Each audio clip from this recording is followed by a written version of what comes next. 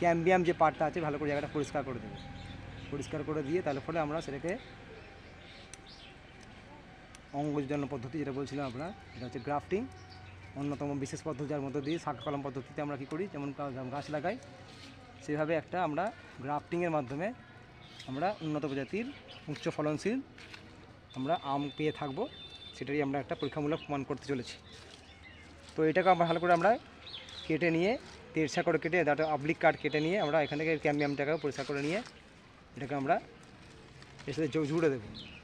জুড়ে দেওয়ার সময় আমরা কী করব, কিছু ভিজে ভালো মাটি, উর্বর মাটি, এখানে দেখতে পাচ্ছি কেঁচোতে মাটি তুলেছে, এটাকে একটু গুঁড়ো করে নিয়ে, পারলে এখানে অক্সিজেন দিলে ভালো হতো, তো এখানে এতেও কাজ চলবে। এর সাথে একটু ভিজে মাটি আর সেই খড় কিছু ভিজে খড়কে নিয়ে আমরা এর মধ্যে, এটা কিছু জৈবিক সারের মতো কাজ করবে। এখানটাকে আমরা